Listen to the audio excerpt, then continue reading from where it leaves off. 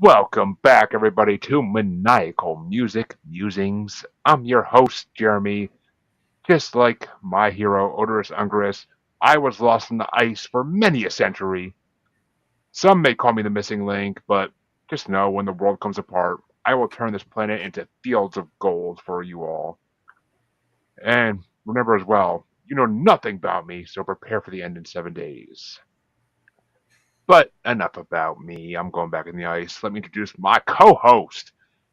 He goes by many names, but he will tell you my name is Rune.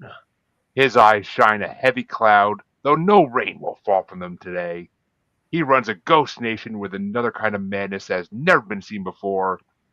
His past lover once wrote in her diary's black pages that certain days he would lock her in the pit and pendulum for 7 days straight, touching her with his raw caress. Never more will he do it again, though, as she prays for the pain you serve upon her to come onto you until he can see the shape of my heart at least, she says. CJ motherfucking playing the music god, everybody. You worked hard to put that one together, didn't you? Yes, I freaking did. I took joy. I when I saw the song titles for this week, I was like, I'm spending time writing his today. I got good song titles this week. I'm working with it. A lot of dark and gloomy stuff in that one, so it works. I'm Uh, I'm kind of mad because I the record that I wanted to bring. And I mean, I'm not going to go great detail, but the record I wanted to bring, I'd already brought with you in Chansey, and it would have oh yeah.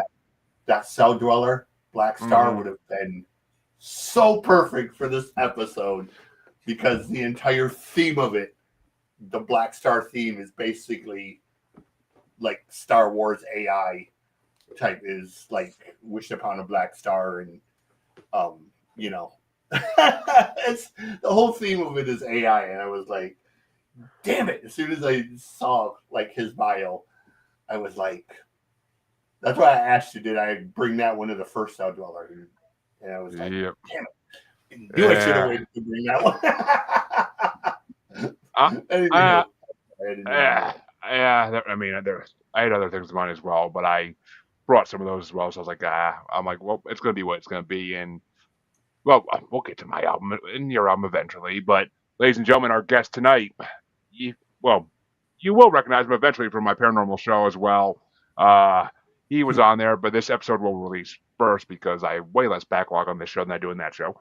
But ladies and gentlemen, Guy Morris, author, musician, and composer, and so much more. He has a very vivid profile. So, welcome, Guy. Welcome, Guy. Good to see you again, buddy. It's been a month or so, or at least. So, I Thank you know. for the invite, CJ, or Jeremy. I appreciate it. Nice to meet CJ as well.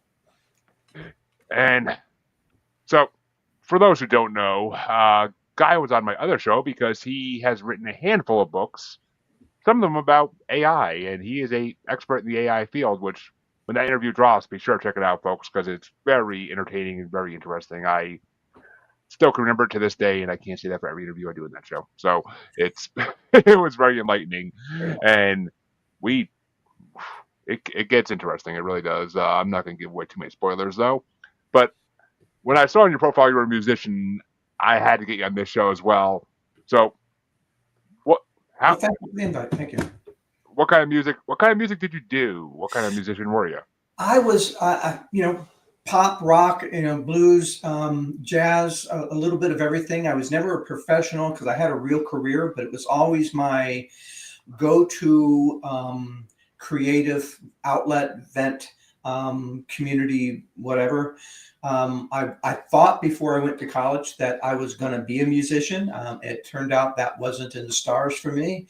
I had some great experiences. I had a couple of co-writes in the 70s that seemed to hit the low level of the charts. And then Disney called me up. A friend of mine asked me if I would write some songs for him. He was a producer, and he wanted to do pitch Nickelodeon on creating a kids music channel similar to MTV, but for kids. And he had the idea, thought the idea was great, but he didn't really understand a lot of kids music, and neither did I.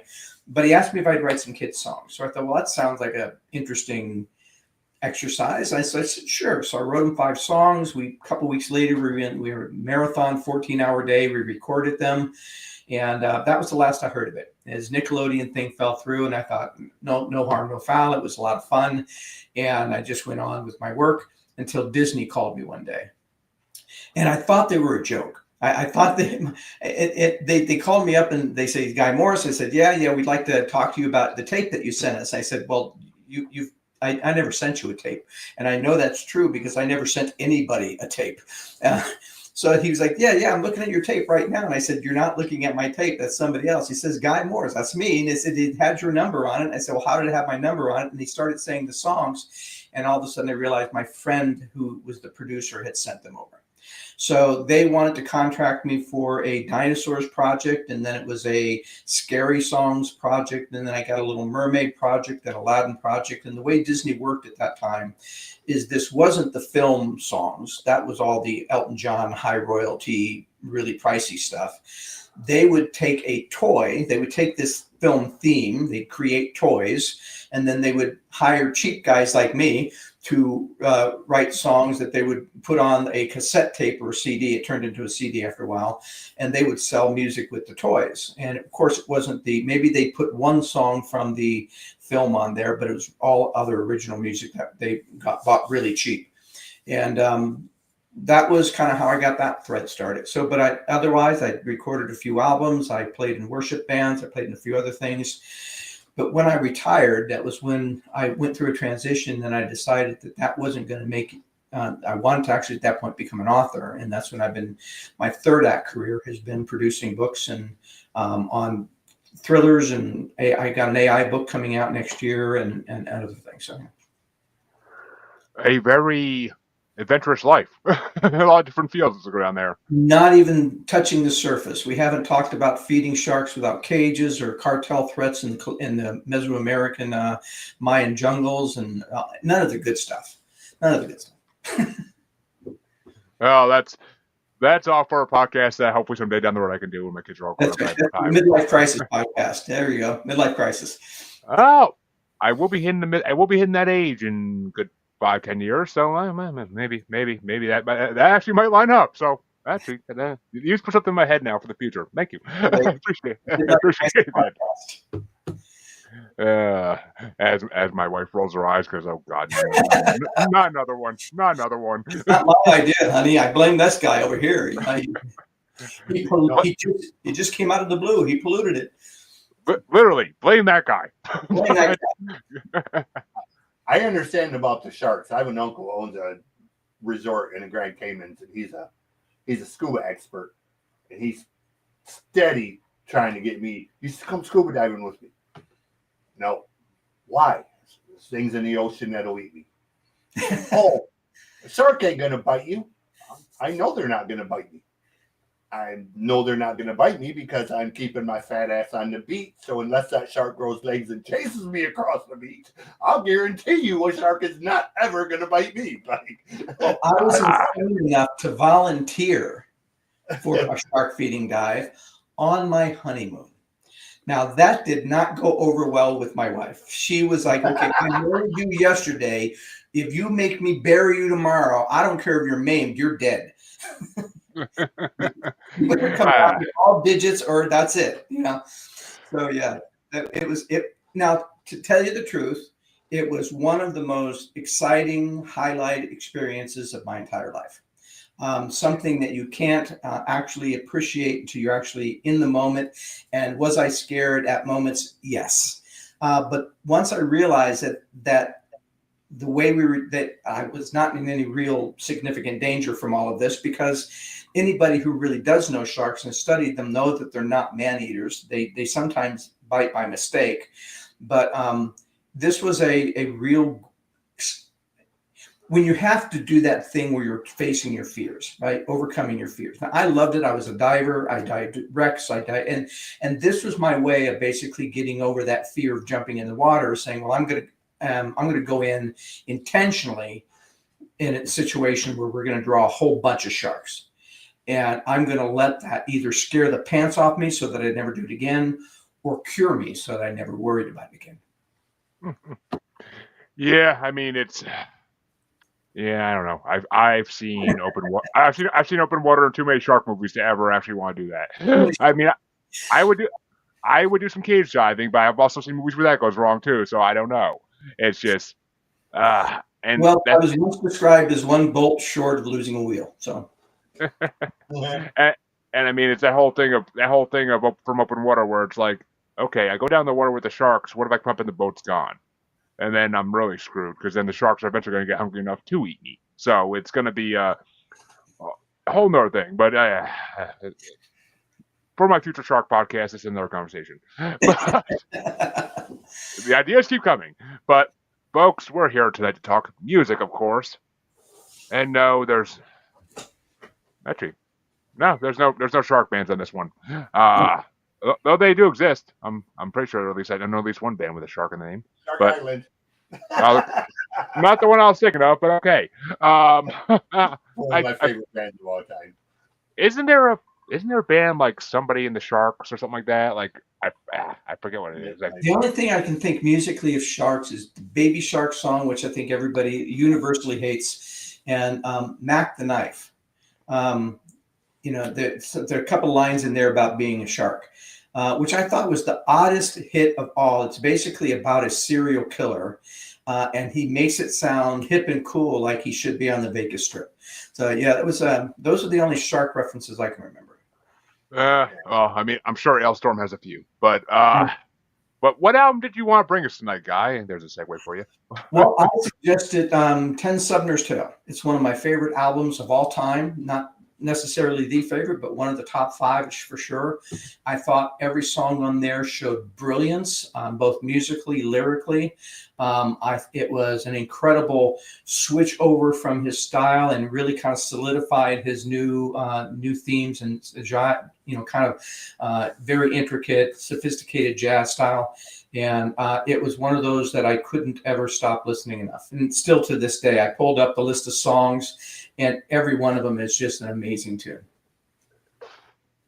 Well, before I let CJ give his review, because I'll save that for last. I know Sting from years and years of just being in grocery stores and hearing his songs, and of course I know the Police because I mean, who doesn't know Roxanne for God's sake? Yeah. And I mean, this album this is not Sting and the Police. This is a whole new realm, and of course I knew a couple songs from this album because everybody does. But this album as a whole, I didn't know what to expect going in fully. And I was like, ugh. I'm like, what am I getting myself into here with this thing? And I thought it was going to be like, way too soft and kind of like, I don't want to say boring, but like too soft and too accurate. Too adult contemporary. Yeah. I thought it'd be too adult contemporary. But I didn't realize how jazzy it would be, though. And it almost like, I want to say remind me of Dave Matthews Band in a way, but it was pre-Dave Matthews Band, so I think maybe he inspired them a little bit. But and I mean, I could hear a lot of music I like nowadays. I could hear inspirations coming from like this type of music back in the 80s. So I mean, a lot of the bands that are out nowadays that I like that do jazzy stuff, which is not that many of them because I'm not that big into jazz, but I always appreciated it. And he was always good at blending the rock and the jazz, and that's where I think that what really made him pure. Like if you listen to pure jazz music, it's a pure jazz kind of sound. It's its own unique thing.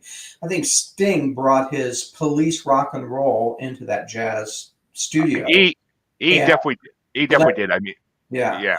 There's one song in particular that was just outstanding for me, and as a musician, what made it outstanding was the fact that he had a 7/8 time signature that he transitioned into a 4/4 time signature for the chorus and then back into a 7/8.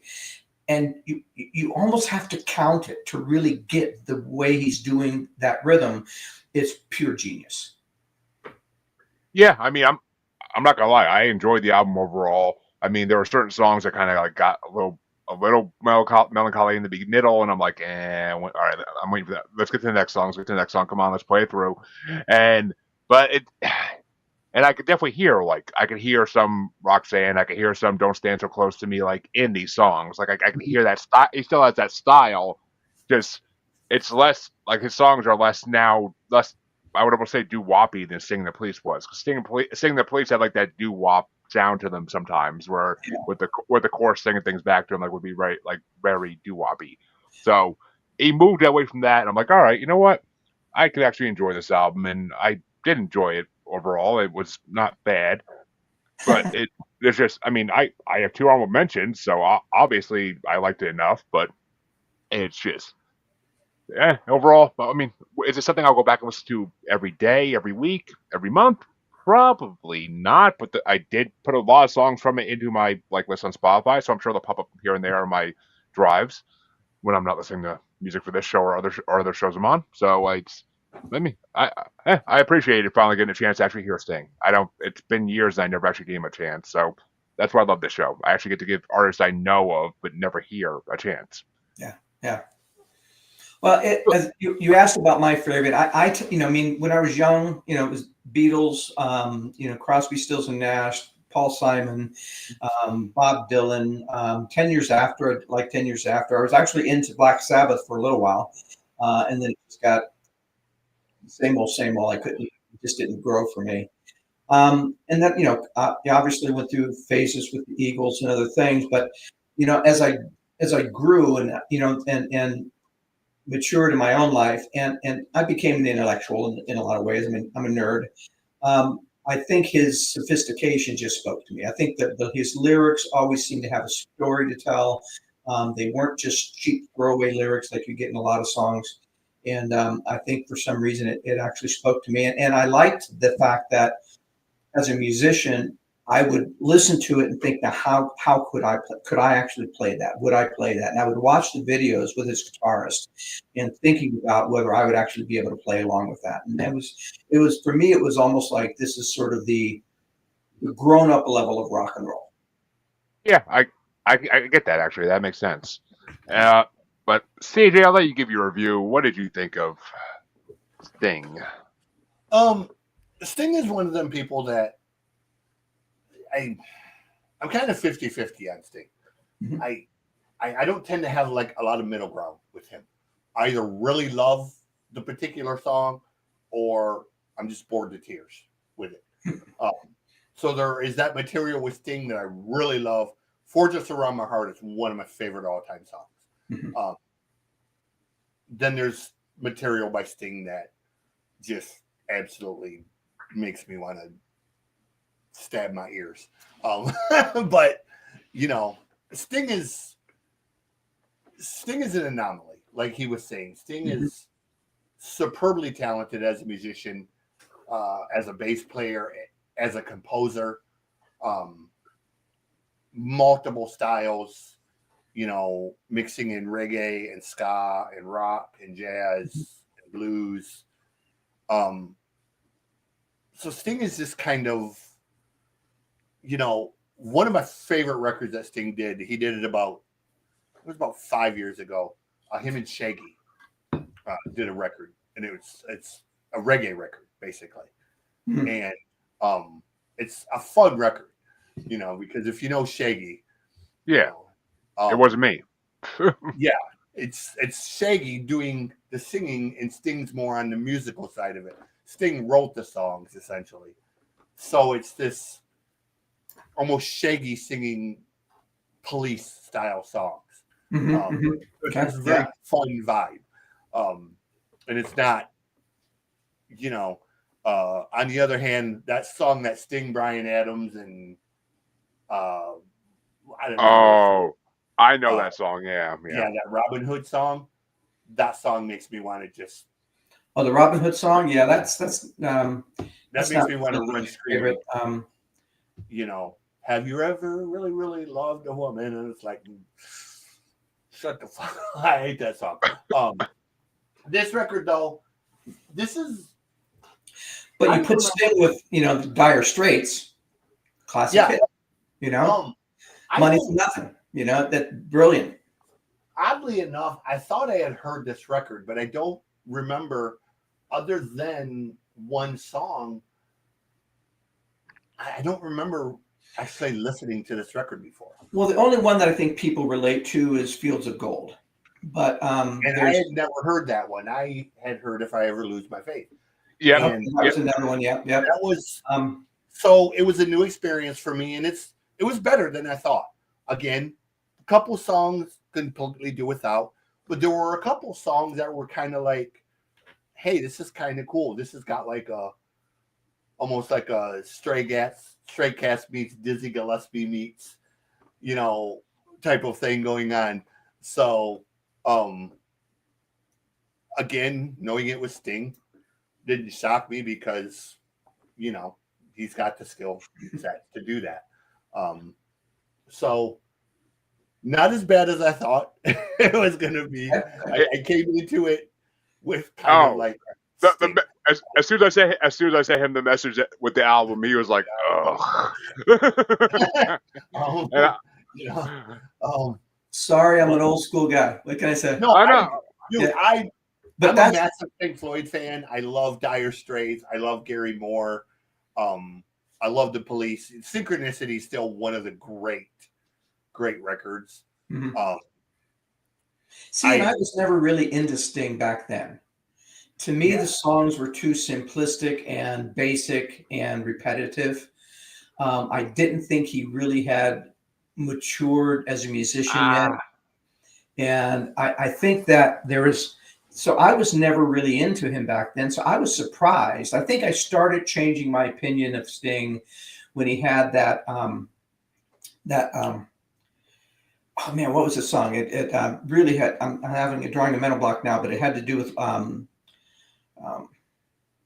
It'll Come to Me, but it was the one that he did after that, where it was all basically with love. It was a really great, like almost reggae kind of song. It'll Come to Me, but it was back in his early stage, right after he left the Police. It was one of his first hits after that, and it was the first time I heard a Sting song. I thought, well, that's a really good song, and I was always surprised how Fragile was, hit us at the right time. It was after 9/11. I think we were all kind of feeling that. That was another one, and so he kind of grew on me over the years. And as I said, because of my mathematical kind of background, I think the sophistication of some of his beats and structures and his compositions always impressed me. The lyrics were always deeply meaningful, and I love his voice. So, I mean, you're right. There are some songs just any musician know. Right. My favorite musicians, I can label Beatles songs that are just boring as hell and that should never been recorded, or just bad songs. I have the same issue with Bryan Adams. Yeah. Like, there are Bryan Adams songs that I love to death. His Waking Up the Neighbors record, cover to cover, one of the best rock records of all time. There are records after that are where he did his ballady stuff. I would. Oh, what's his? I would rather sandpaper my balls. Oh my God! What's his most popular song? I can't think of it right now. I'm just saying, like, I mean, he's not the only person that I mean, have that issue of. Put it this way, you're right about the maturity thing with Sting, because, I mean, if you want a good version of Roxanne, go listen to the version they put in Moulin Rouge. That is a way better version than the version Sting originally did. Exactly. And I mean, because I think to some extent, the Police were holding him back. They were more limited. None of them were able to really mature past that in any meaningful way. I think their skills were basically holding him back. And I think once he started surrounding himself with different types of musicians, different instruments, different interpretations, different influences, I think that allowed him to flourish. But as I said, he's not for everybody. And like every artist, not every song is genius. But overall, when I look at his albums, he has some great albums. That always stood out as well. I mean, this album, honestly, this album reminded me of, and it came a good decade before at least, but this album reminded me a lot of like what became Dave Matthews Band's Crash album. Like there's a lot of the same jazz notes in Dave Matthews album that is in this album, and that kind of remind me of it. And that's the only Dave Matthews Band album I ever fucking knew, and it's the only album I ever will know, because I do not like Dave Matthews Band besides that album. Yeah, like, it's just. I'm never a Dave Matthews fan either. He had one or two songs that were okay, but it was never. The whole Crash album, which has Crash Into Me on it, which is the song everybody knows, that whole album is pure genius. yes, a lot of people don't like his voice, so they don't like him, like that album, because of his voice. But the music on that album is pure jazz gold. Yeah. Like his guitar player who died is one of the best guitar players of all time. I will never go back on that statement. He was just so phenomenal with the notes he could hit and the way he could play guitar. I mean, yeah, say what you will about Dave Matthews' actual voice, but I mean his band is unbeatable. His band is unbeatable. But anyway, we're going down rabbit holes here. But got what are your top? Well, this is always the fun part. What would you say are your top 5 songs off your own album? Off this album Oh yeah. thing. Okay, let me kind of Stronger Than Justice, Fields of Gold, Shape of My Heart, St. Augustine in Hell. Ooh, interesting choices. See, all right. I had 2 honorable mentions for this album. I didn't think I would have a top 5 for this album honestly at first, but then I got into it and I was like, okay, I can. I started off my morning today with this album, and Mhm. I honestly, if I did this album in the afternoon, I might have had a completely different perspective on it. To start off your morning at 9 a.m. with this album is a good way to start your day. Yeah. So, Shape of My Heart and 7 Days were my honorable mentions. Shape of My Heart's a good song. I had to throw it on the list. And 7 Days was a really fun song. I almost want to throw it higher, but then other songs knocked it down. Mhm. But seven, I like the way he goes through the days. It's like, Yeah. yeah, I've heard other artists do the same thing, and it's always a fun thing to like go Any through a guy whole who's week. ever had the pressure to pop the question and wasn't really ready will know this song and relate to it in their heart. Well, put it this way: the way my wife and I got married was literally a justice of the peace in our driveway, and it wasn't even me popping a question. It was just literally like me saying to her, like one day, like, "Hey, you want to just get married?" I'm like, we're living together. We've been together for that's 22. So we've been together for like 4 or 5 years at this point. Like, let's just get married. It wasn't even. I didn't pop no damn question. I didn't have a ring even. I just said, let's get married.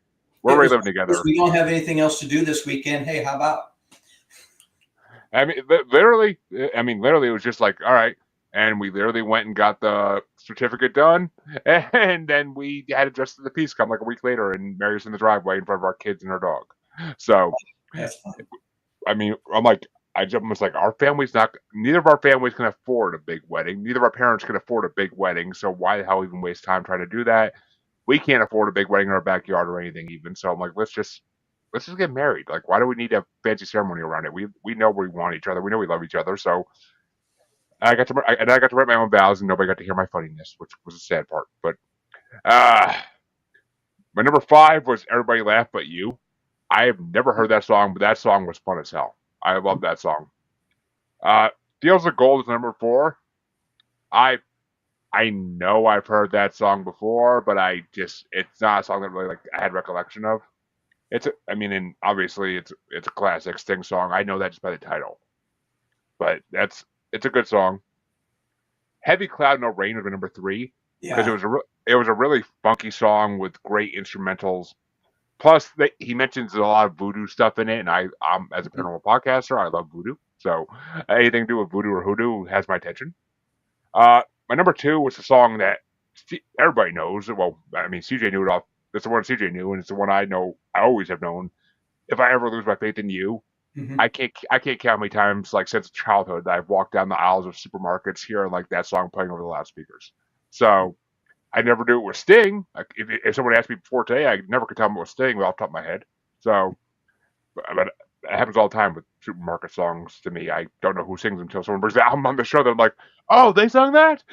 But and my number 1, I did not think this song would end up being my number 1, but Epilogue, nothing about me. Like just the horns throughout the whole song Yeah. are Yeah. phenomenal. I am a huge sucker for a brass section, whether it be horns, saxophones, any of that. I'm a huge sucker for it. I mean, give me some Michael Bolton with some saxophone, and I'm freaking. You have me drooling at the mouth. But the epilogue was a really good song. I enjoyed the hell out of it. Like Yeah. you know nothing about me. I've been saying to people all my life, so that song I really could relate to. So yeah, this album surprised me. I like being surprised by albums in this show. So Good. good job. And you are the first person to bring a Sting album overall. Nobody's brought Sting or Sting and the Police. So first person. And Well, I like to be unusual.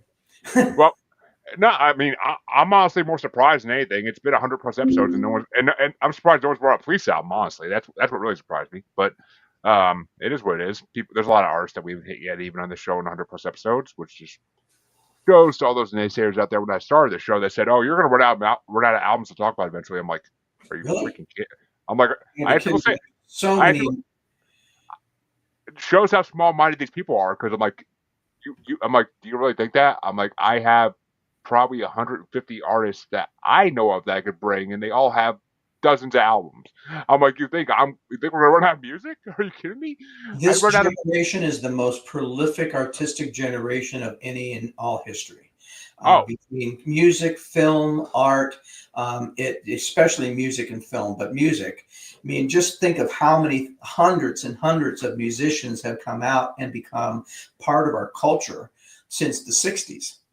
oh yeah, It's just, we I don't even think about all of these things that we say, blowing in the wind. You know, People say that, they don't know where it came from. You know? exactly. Yeah. And I mean, and it's a simple fact that I mean, we rarely ever talk about artists that came out in the last 10, 15 years even. Like it's rare. Most of the artists we talk about started out in the 60s to early 90s. Yeah. Like we don't we once in a while hit newer artists, and I mean me and CJ especially bring newer artists, but it's not a thing. Like it's a lot most guests want to bring something from the 60s or 70s or 80s because Yeah. it's just that's when they grew up and that's when they love things. But Well, and to be honest, I think a lot of the stuff I hear today is derivative of that mhm. roots, Oh and yeah, it has and, to and be. not always as talented. You get the Mhm. electronic voiceovers or the kind of synthesized voice, and then you listen to the real live harmonies of Crosby, Stills and Nash, and there's no comparison. I mean, I mean, and you'll love this. AI has started to ruin music. So Hmm. because there are songs out there that you don't know if they're real or they're AI anymore. So Yeah. it's we my coworker and I actually found we went down a rabbit hole the other day and we found this AI artist on Spotify called Sus Records, Hmm. and it's all like it's all dirty sexual songs that like but through all different genres like 50s, country, 70s. Like you would never know it's not a real artist unless you actually looked into it. So if you just heard it, and they're all dirty as hell and it's hilarious. I can't even think of the name of them right now, but they are freaking. Oh, what the hell is that one? We went down a rabbit hole with that. It was so funny.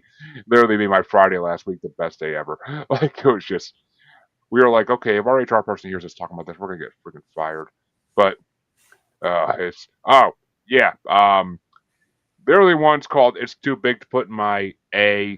I want it in the keister for Easter. That's a 50 song.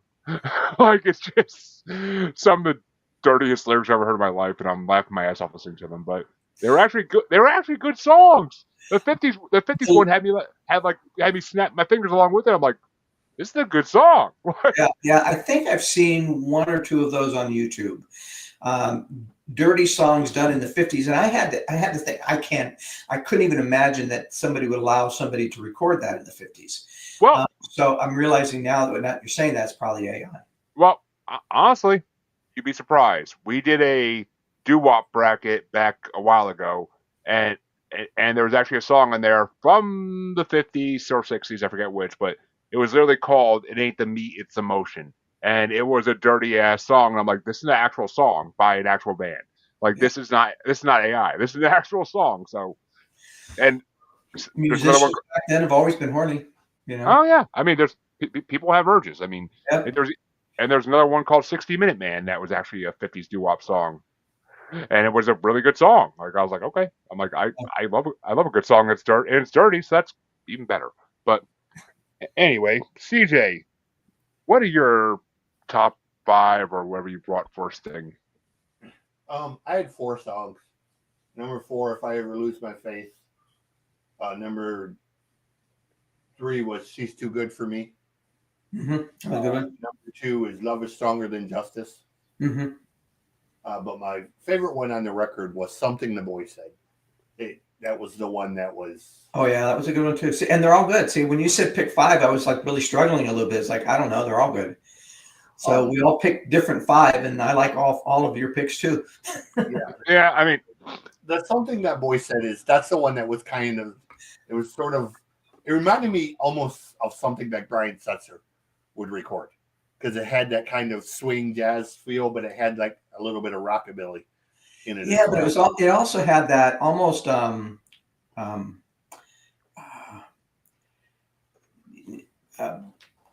like almost fantasy Lord of the Rings kind of feel.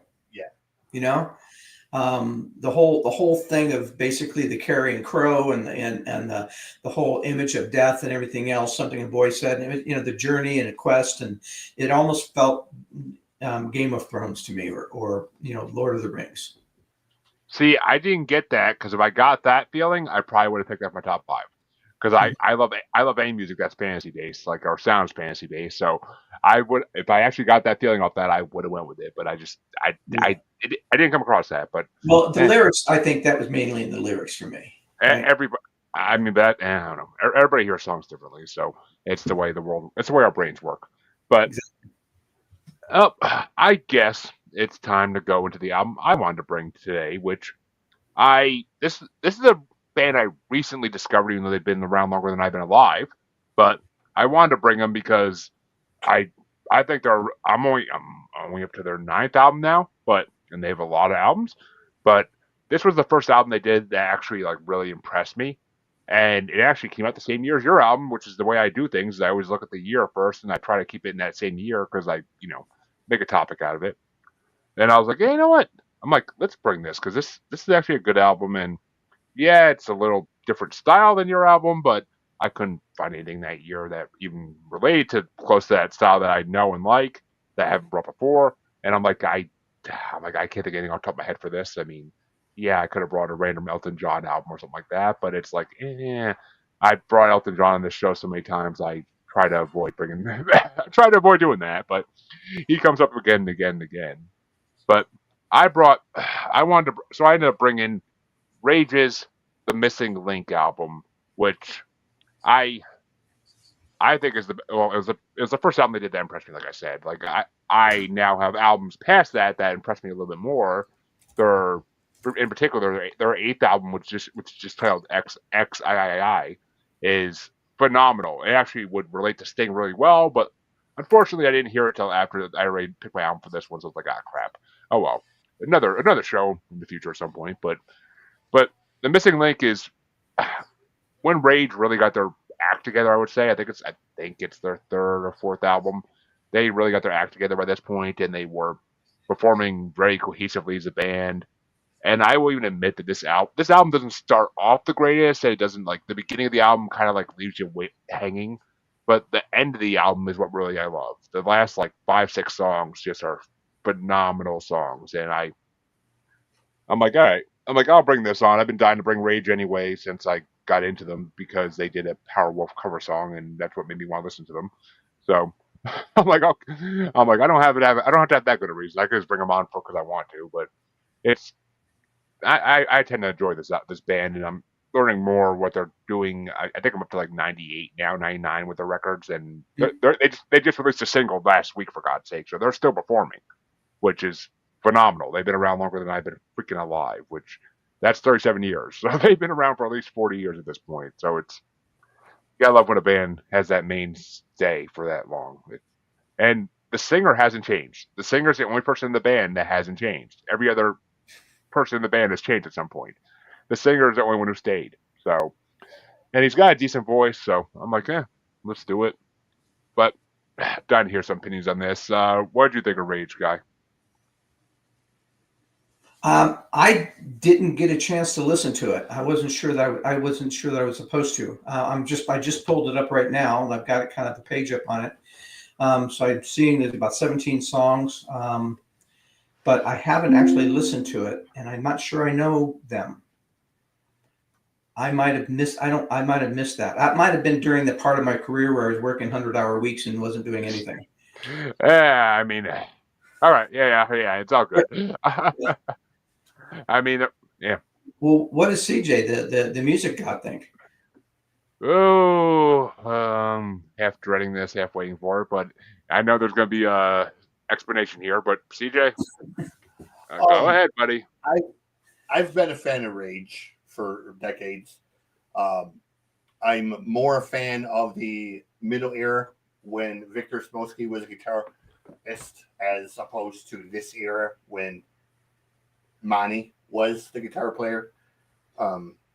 Monty kind of, I don't know, he's a very repetitive guitar player. Like he tends to repeat the same riffs over and over. It's funny because you were telling me about a band before we went live that basically sounds like Pantera, and that Pantera supposedly stole the style from. I listening to this album again today. I'm like, you know what? I hear a lot of Megadeth and Metallica guitar in this. Like that's what I hear is Megadeth and Metallica guitar. Actually, what you're hearing isn't Megadeth and Metallica. What you're hearing is Creator. A lot of Rage's music is heavily based because they're both German, and it's heavily based on the stuff that Millie wrote. It's a toned down version of Creator. I like Rage. It's not something I listen to a ton. I have to be in the right place in the right time to listen to them, because otherwise, because of the repetitiveness of their music, it becomes background music to me. It's like song one will start, and then the next thing I know, they're on like song 14, and I've not even registered that the other 12 songs have been. Yeah. They're very good musicians and they're good songwriters. They've been around a long time. They're a great live band. I've seen them live multiple times. But they don't reinvent the wheel.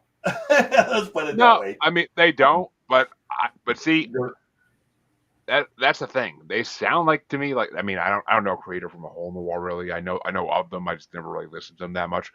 But they sound to me like I said, like Megadeth and Metallica ish. Yeah. But so does Creator. Creator's the German version of that. Rage has built their thing walking a fine line between what Creator does and what Halloween does. Yeah. So they walk this fine line between Keeper of the Seven Keys and Coma of Souls. To where 1 minute they're on the thrashy side, 1 minute they're on the more melodic side. So, I mean, that's the thing is like with this album, especially, I could hear the slight differences in guitar and drums like between each song. Like I can tell when a song ends with this one.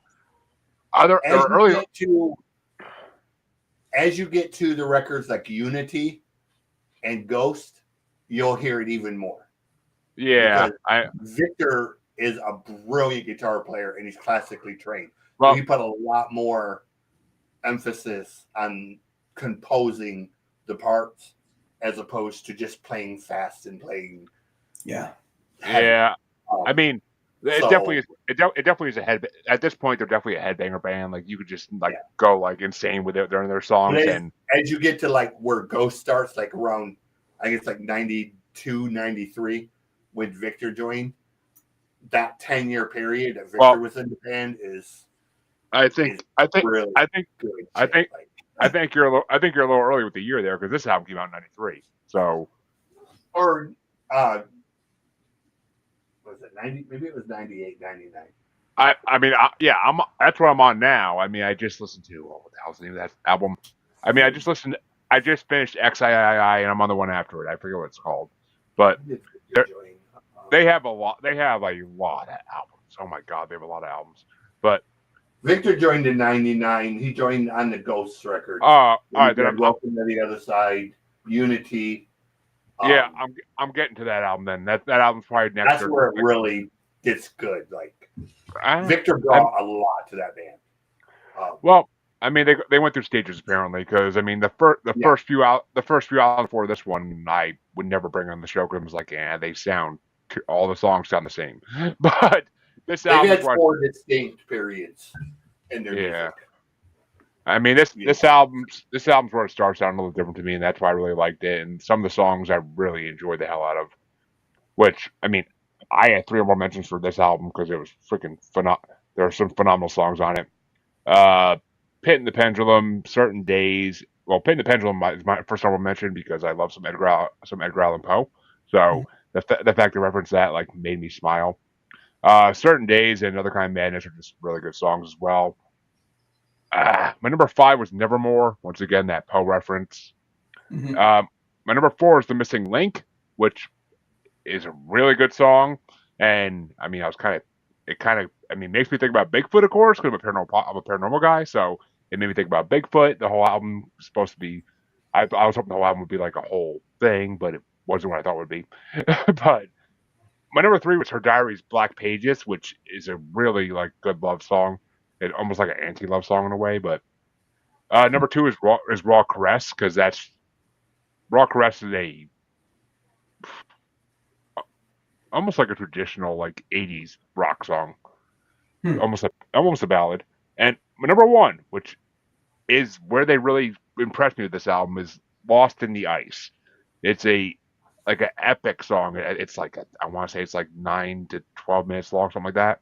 Wow. It's a it's an epic song. It's got great instrumentals at the end. The last minute and a half, they really like they bring in like other instruments besides just guitars and drums, and they it makes it sound like an orchestra almost, and it's impressive. I mean, it's if I kind of see where they're going, and then when I listen to XIII, their eighth album, like I'm like, okay, they're going for that full.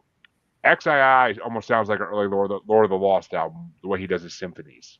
So, I mean that I can't wait to bring that one on the show someday down the road. But overall, this album, excuse me, Pleasure. thank you. But this album overall, it's just, I liked it, and I thought it'd be a fun '93 album to bring because it was what rock was in, or not, was it '93? Yeah, '93. Yeah, it was a fun '93 rock album for me. But CJ, I know you didn't really get a chance to listen to this album, so I don't know if you have a list at all or not. But I I I did listen to it. I was so exhausted from all the hospice stuff and everything. I kept falling asleep during it. Like I was sitting in the chair and I was just nodding off. And you know, I'm probably the only person that could fall asleep to a record that's damn near speed metal. You know, but I'm been so tired with all of I get, this I stuff. get it, buddy. Um, and it was the third one I listened to. I listened to the Sting first, and then I listened to mine, and then I listened to yours because my record was more in line with what he brought. So I Yeah, kind of wanted my mental space to be in there because I knew what Rage was, and if I listened to it first, then I was gonna like lose the plot. But um, it's a decent record. It's not their best. It's not their worst. Um, you know, I've heard the record before. I've heard most of it. I haven't heard their new stuff, but you know, like I said, they're kind of that middle of the road. That you know, if you enjoy Gravedigger, Halloween, Jag Panzer, Iron Savior, that type of sound, that's kind of you know yeah. that's I who mean, they're so. yeah, it's I get it. I mean, and yeah, I don't know. There's kind of a, I mean, honestly, Lost in the Ice kind of made me like when I was listening to that again tonight. 'Cause I really was sitting at home while my baby daughter was sleeping, like listening to this while she was sleeping, so I could finish it off. And I was like, Lost in the Ice is actually almost like along the lines of Sting a little bit, and it's along the lines of like an AI post-apocalyptic world type thing. So that's what I was like. You know what? This kind of does match up. All right, I'm actually fucking happy I picked this album now. That one song makes it line up. The rest of the album is doesn't line up, but it's a good album overall.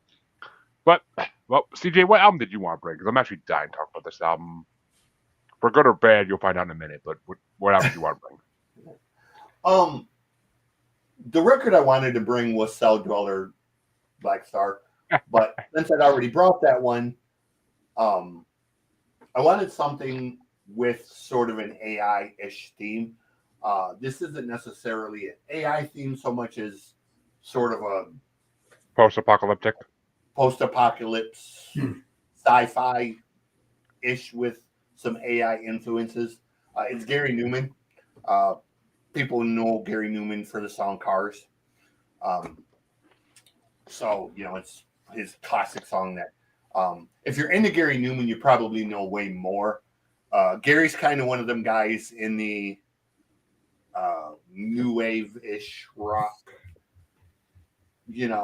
that he's sort of considered one of the godfathers of the style. In the 80s when we were listening to Flock of Seagulls and Kaja Goo Goo and Oingo Boingo, Gary was right there with Danny Elfman, pioneering that sound that, today has turned into EDM and synthwave and chiptune and all of these subgenres of electronic music. His newest, well, it's not his newest one, he put one out after it. One of his newer records is called Savage, Songs from a Broken World. Right. And it's a Gary Newman record. That's pretty much what I can say. If you know Gary Newman, you'll understand. If you don't know Gary Newman, it'll be, for the fans of those people who like synthwave, more or less. Well, Guy, did you get a chance to check out this album or no? I missed the notice on Podmatch that you guys wanted me to listen to these other two albums, and I had a deadline to get a new book to the editor last Friday, and I have been just blind to everything in the world except the deadline. So I missed that you guys wanted me to listen to this. So I apologize, my bad. I should have looked at that more closely. I normally don't get homework. I wasn't expecting homework.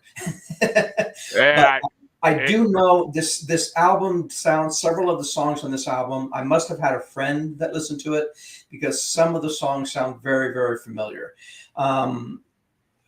Really edgy kind of rock. Yeah. Kind of synthwave rock, yeah. Well, I like just judging from what I did know about, from what I'm listening, like Ghost Nation sounds familiar, Mercy sounded familiar. They're certainly, I think that your post-apocalyptic sort of social commentary, consciousness, sort of, sort of that life beyond the edge, and those sound very familiar. And I think that there's a place for that. I think that certainly, it's that whole theme has been kind of rolling around in our heads since we started bombing nuclear bombs. And I think that apocalyptic mentality has kind of seeped into our culture. And I thought this was I thought their lyrics were really good. I remember looking at some of the lyrics at one point. As I said, I remember the Ghost Nation song from some other place. So I can relate from that perspective, but I missed the homework to listen to the whole album. Trust me, you ain't the first guest to miss the homework if they ever check the messages. So, biggie. I know where the Ghost Nation thing from, because Ghost Nation and Broken were both in the Dune soundtrack. Oh, okay, that makes sense, and that would then fit with that kind of genre. Yeah, okay. Yeah. So, I knew it sounded familiar from someplace, but I couldn't place it. Yeah. Well, Gary has been doing it for 40 plus years, 45 years. He's been writing like Orwellian type of. Oh God, yeah. I mean, yeah. Trust me. Gary suffers from Asperger's. Mm-hmm. So he's like the lovable weirdo, in the sense of a lot of people. Which is the best kind of weirdo. Yep. I mean, a lot of people that meet Gary are kind of like put off because he's either super friendly or he's super bird brainish. And it's not that he means to be, it's the disease of if he's working a lot, then he's bird brainish. Otherwise, he's, like super friendly and I whatnot. completely understand. When I'm in, I tell my wife understands this. When I'm in my head, I'm either writing or I'm researching or I'm working on a problem. It used to be big stuff, but I can't deal with people. I can't watch TV. I don't even want to eat. Just food. I don't want a break to eat. Just put food under the door. I'm in my laboratory. Leave me alone. But when I'm done and I don't have any of the stuff cramming my head, she can say, well, can we have a dinner with so-and-so? And I was like, well, yeah, sure now. But if you'd asked me 2 weeks ago, I wouldn't have been there if you'd made me go. Right. I would have been in my head the whole time and a horrible guest. And so I get that. So there are people that they get in their heads, and that becomes, my wife likes to call it a prison. I said, no, it's my safe space, right? Yeah. This is my safe place to just go wild with my thinking and not have to explain it to anybody. And when I'm in that place, I'm really not a social person at all. I'm in my own. I had to go to a memorial service this past weekend, and I had just finished wrapping up my book and sending it off to the editor, but I was still in my head. I was still in my bubble, and I'm standing around. I'm with 60 people I haven't seen in 30 years, and I'm not really engaging with a lot of them because I'm still in my head. And I'm feeling guilty about it as it's happening. Yeah. But I know that I have to have that transition before I can be pleasant again. Yep. It makes sense, honestly. Usually a few nights sleep, a week or so later, I can start to kind of out of the shop. Yeah, that's the spot I'm in right now with Mom. Like everything, I know she's probably not going to make it to the beginning of the year. And all my friends are like, you're being really callous and really cold about it, and the way you talk about it is very third personish and blah blah blah. And I'm like, dude, I don't mean to be, but look, I'm her only child, so I have all of this legal paperwork to deal with. I have all of this to deal with. I have all of this to deal with. I don't have time to cry about it in grief right now. Like I've got shit that has to be done. Yeah. I have a 13-year-old that I have sole custody of. I have dual bachelor degrees that I'm doing online. I don't have time to sit and wallow in pity. I will do that later, but right now I've got a house to protect through probate and all of this other shit that has to be dealt with in case she passes sooner rather than later. Because if this house goes into probate, then you got that whole legal battle, blah, blah, blah, blah, blah. So, I get it totally. Like, yeah. And those are the seasons where even idle chit chat can be an irritant. See, I'm the opposite. I am with now 3 kids and a wife that needs attention. I do all this podcast shit at my job when I'm in between making calls, trying to make sales. Like I am so used to doing 5,000 things at once that it doesn't even, like, I can edit podcasts and deal with my baby in between. Like I figured out ways in my head to do it all.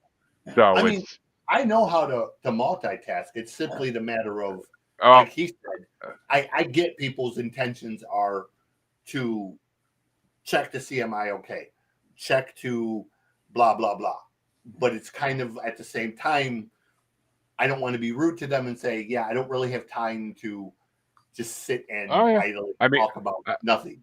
I get it. But I don't want to be an asshole and be like, hey, I don't have time to talk right now. So I'm trying to balance. Trust me, my mom's been in bad health since I moved out back in 21, basically, and I just I feel bad. I feel like shit sometimes because I can't spend time with her. But I'm like, I don't have time to sit there and listen to you drunkenly tell me stories, or say the same sentence 5 times in a row. Like I don't have time for that. Like I'm good. Like I got 20 other things that require my attention at home. I don't need to come to your house and sit there and do nothing. Like it's just, I feel like an asshole, but it's the way it is sometimes. Like it's life. But well, what I will say, but getting back on topic anyway. CJ, Gary Newman. I know that name only because of all the brackets I've made for this show over the last like 7, 8 months to a year. He is in a lot of brackets with different Everybody topics. knows the song Cars. Well, that too. I actually asked the coworker, I'm like, hey, what do you think of Gary Newman? Because I always go to him for music. Like whenever I'm listening to someone I don't really know. Like I'm like, what do you think of Gary Newman? And he's like, what do I know that name? And then he looked it up and he's like, oh, Cars. I'm like, oh fuck. I'm like, I forgot about Cars. It was a I'm like, okay. massive hit in the 80s. I'm like, It was a massive hit. Like we almost said for Literally where the Cars got their name from. It's funny because we said for a second we're like, was he in the Cars? And then they were like, no, he wrote the song Cars. Okay, yeah. That's where Rico Casey got the name, and that's the Cars sound was literally based on, my girlfriend's girl, blah blah blah. That was all based on the sound that Gary my best friend's girl, yeah. But I mean, overall, this album, I didn't love all of it. There are certain songs I really like. Some other songs I found like very monotonous and boring. Yeah. But there are certain songs in this that I found when he got into more of like almost what we would now call like EDM techno.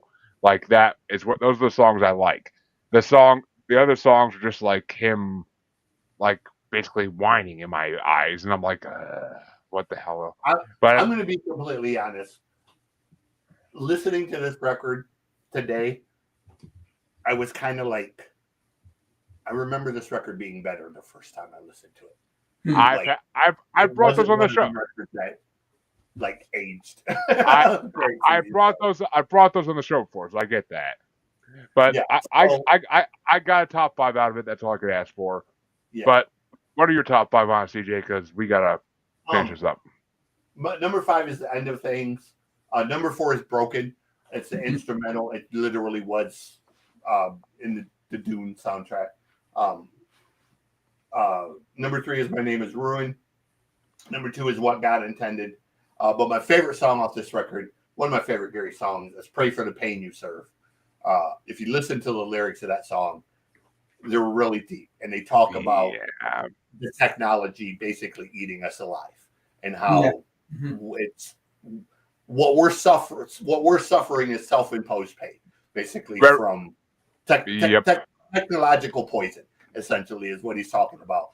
And how essentially technology will essentially cave in on itself and send us back to nothing. That song was very Matrixy, very Terminator-y. It's completely Matrixy. Like that's exactly what it is. There's an element of truth in that I think we all sense. I don't think it's the technology itself. I think it's the greed and the power around it that will lead us there. But I think it's going to be the same result. Yeah. Yeah. Eventually, I can honestly see us going back to a world someday where we hit to destroy all the technology we built, and we go back to a hunter-gatherer farmer society because we have no choice. Yeah. I can't wait. I know, right? I know. Well, you younger kids might be able to survive that, but us older guys, who listen, I tell you, my coffee pot doesn't turn on, my refrigerator thaws, and I can't light the microwave. I don't live for a week. I give myself a week. Well, see, that's where you're lucky. That's where you're lucky, because in those types of societies, the elders are honored, and they are just meant to sit around and tell you about the old days. Yeah, but there's always the transition to the society where we become dinner. Yeah. My grandfather, who's this meat's a little tough and old, but I'm kind of hungry, so if I put in enough gravy on it, it'll be okay. Yeah. My grandfather, who's 98, runs his farm every day. You're going to need to know this later. At 16, I couldn't wait to get the fuck away from that farm. Now I'm 54, and I look back and I think, Jesus Christ, I would love to live back on the farm and just be away from all of this bullshit in the city where I live, Well, and I know Gary doesn't have a top 5 because he didn't get you guys to actually listen to the album in full, but or listen to the album at all besides the ones he knew already. But I only got 5 of this, CJ, and I had a I didn't I expect you to have 5, honestly. I thought there got would be 3 of them that you would relate to. no, I got 5 because Ghost Nation. I like that song from the get go. That's what I'm like. All right, what the hell's this album now? I hear Ghost Nation. I'm like, okay, this album's interesting, and I put it in my number. I almost didn't have it on my list, but I put it at the last minute, my number 5. But I'm like, all right, that gives me 5, so fuck it. Ghost Nation gets thrown in. Mm-hmm. My number 4 is and I'll begin with you because that's almost like a love song, like in a way. So I kind of dig that. My number 3 is When the World Comes Apart. That was an incredible song. My number 2 is Pray for the Pain You Serve because the lyrics in that song fucking were phenomenal, and the beat in the tempo were freaking amazing in that song. Those 2 songs kind of go together as a yeah. And my number 1 is a song that really, like, the first 2 songs, like, even Ghost Nation, like, didn't blow me away. And then I heard My Name is Rune, and I was like, oh. I'm like, My Name is Rune is fucking phenomenal. I love this song. Like, so that became my number 1 right away. I'm like, that song didn't get knocked down by anything fucking else. I'm like, My Name is Rune is fucking, like, almost reminds me of, like, I mean, the only thing I could compare this album to even is, like, when Korn did their thing with, like, all the different EDM artists, like, Path of Totality. That album is the only thing I can compare this album to. And again, it's all based on what Gary pioneered going, in the beginning of that, there were 3 main people who pioneered this style. You had Danny Elfman over here with Oingo Boingo, who now Danny is, he's the biggest name in music soundtracks. He's done everything from, the Addams Family to every Tim Burton movie. Yep. Blah, blah, blah. You had Gary Newman, and then you had the guys in Kraftwerk. Yep. Who, those were the 3. If you take all electronic music, it all goes back to those 3 things. And Kraftwerk is some of the weirdest fucking music you ever hear in your life. Kraftwerk is that's the only word you can use to describe Kraftwerk. It's weird. I mean, Kraftwerk had one song in the Rolling Stone Top 500. Autobahn. I forget what Autobahn. Yep. They had one song, and Gary Newman had none, and the other band you named didn't have any either. I can't think what the hell they're called. Oingo Boingo had Dead Man's Party. That was not in the top 500. That was not in the Rolling Stone top 500. But really, Autobahn was. Yeah. Autobahn is considered to be like the beginning of electronic music. What was it? Autobahn? I don't think it was. I think it was another Kraftwerk song. It was either Autobahn or Yellow Universe. Those are the 2 songs that are considered like the beginning of electronic.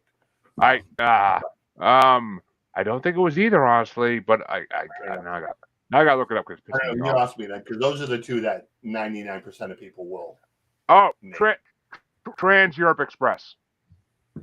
Okay, so that's the B side of Yellow Universe. It was.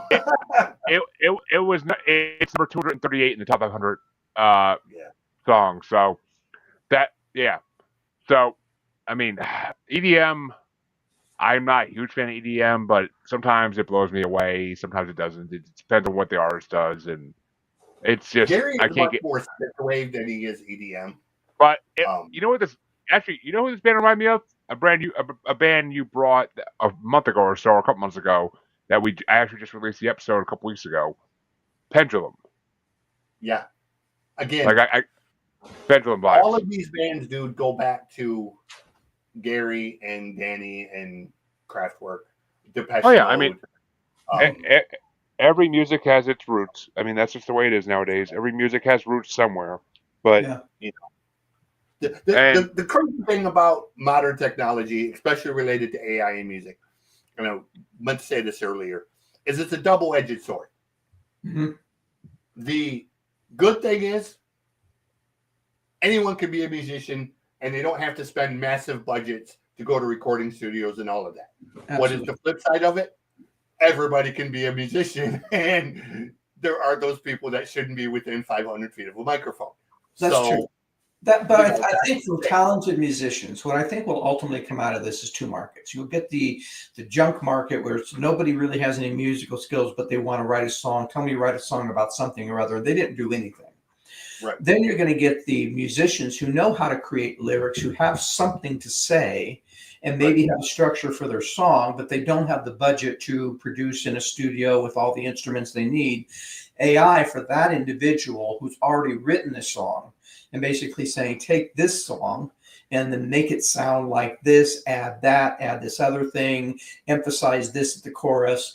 You've got new tools that reduces the cost of production of music, which is a real impediment for a lot of really talented musicians, and gives them more creativity than they might have otherwise around their core creativity. And that's where I think the benefits of the technology will be, is to enhance existing humanity skills.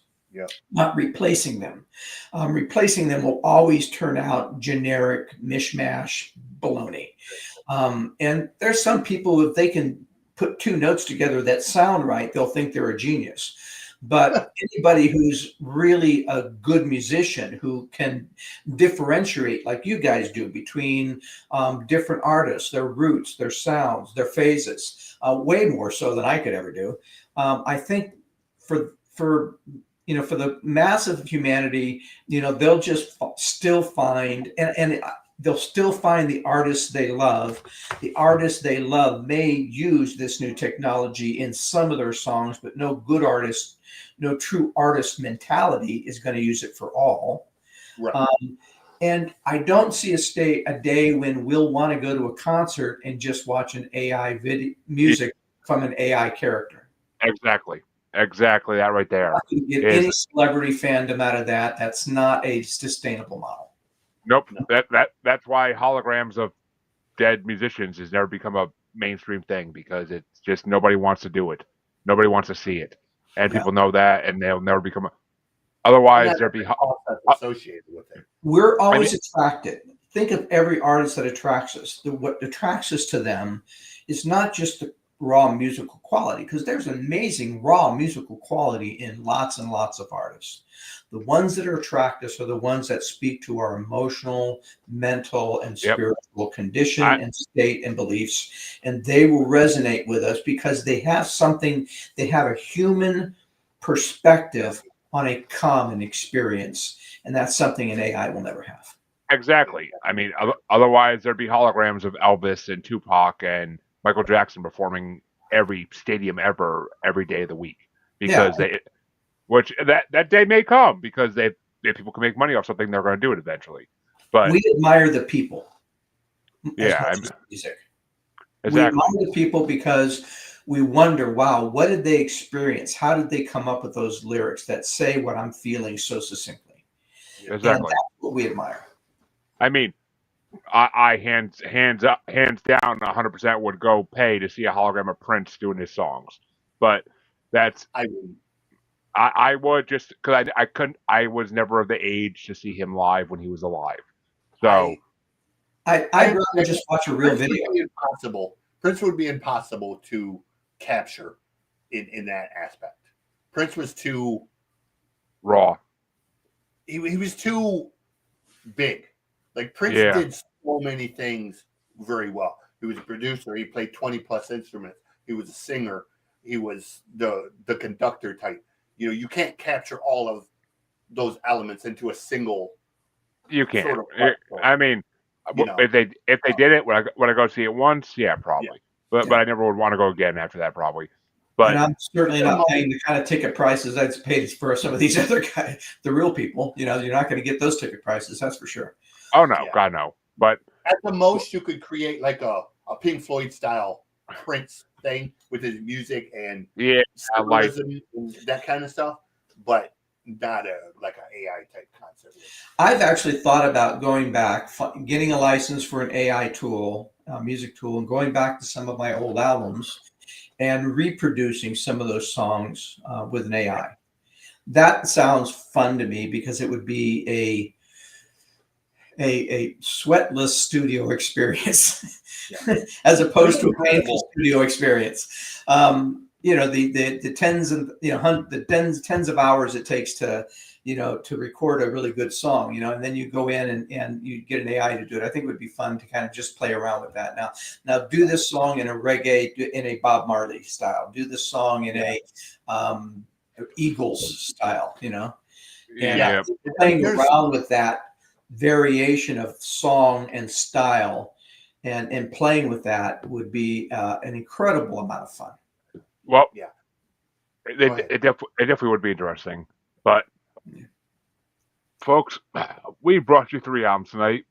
We have talked about them in full. And what do you see we got next week for you? Next week's going to be another similar. Heavy. It's gonna be it's almost gonna be a similar show in a way, but a little heavier, yeah. And It's I'm gonna be way heavier, bro. Come on. well, yeah. Maiden and fucking Death Angel. Like, Yeah. it's a thrash show. Okay. It's gonna be a thrash show. We're jumping back a few years, but it's still gonna be a thrash show. But Guy, where can people find you if they want to find your books or even your music? I can't find. I try going on Spotify and find your music. I can't find it. I'm not on Spotify. Go Guy Morris at Bandcamp. Okay. I found it. There's a children's album there that has some of my demos for Disney. There's a Christmas album, a spiritual album, and just another kind of other album. They're all different phases and different times. Some of them I recorded everything myself in a home studio, and I never really mastered it. I just had mixed downs that I decided to upload. So some of it's pretty raw. It probably needs to be remixed or mastered, but there's a variety of different styles in there. That some of the songs I think are brilliant. Some of the songs I listen to and I think, oh, that sucks. I need to go back and either throw that away or start over or reproduce it or something. And there's always that creative element that I never. It was always hard for me to finish it because I was never 100% satisfied. There was always a part of me that said I want to go over. So yeah. So they're now for my books, GuyMorrisBooks.com. I just released my 4th book. It has already won an award, Literary Excellence Award out of the Reader's House out of London. Deals with artificial intelligence, black holes, creating mini black holes, quantum theories of consciousness in humans and machines. It's a cool, intense book. I'm being told it's my best yet. Interesting. I definitely want to check that out. That sounds like my kind of book. Yeah. But and of course, we want to thank you for coming on, Guy. We'll have to get you on again in the future, and where you, at least in the future, you got to do the homework. Next time I know I've got homework, okay. But CJ, where can they find you if they dare? Just type in music guy CJ Plain. I'm everywhere. Facebook, Instagram, TikTok. If you look me up on YouTube, you'll find the Music God Reacts, which is music reactions. And you'll find the Noise Report, which is retired now. We're going to replace it with the Mosh Pit Manifesto, which is a metal and punk show. And we are near the end of the final editing for the 2 books. We're not going to make it out this year, but early next year I'll have 2 books coming out. One in the early part, one in the middle of the year. One nonfiction horror comedy and one fictional horror comedy and one nonfiction about the hair metal of the 80s and the 90s. Talking about all of those great bands like Shark Island. I was actually trying to imagine the nonfiction horror comedy. Yeah. Yeah. Screwed that one up, didn't I? It's about We're COVID. writing a horror comedy book that is Van Wilder meets Texas Chainsaw Massacre, basically. So, we're going to combine my love of truck stops, my love of metal, and my love of horror into one story. So, yes, murder at the local truck stop. Murder mayhem. Yeah. Murder mayhem, the diesel trucks. Well, folks, you can find both your musers and our past episodes with all the past co-hosts as Maniacal Music Musings on any podcatcher.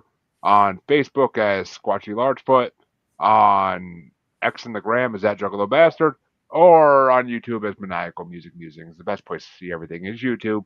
All 100 plus episodes of the regular episodes and all the specials. But come back next week and check out the amazing episode we're going to have for you guys. We're gonna listen to With, stuff like this. with a with a guest that actually is in the same freaking town as me.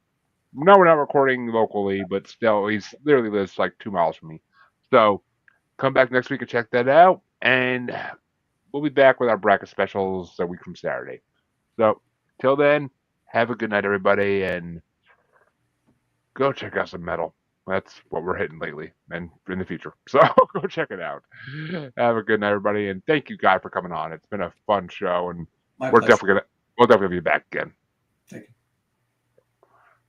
Wrong button. I don't want to.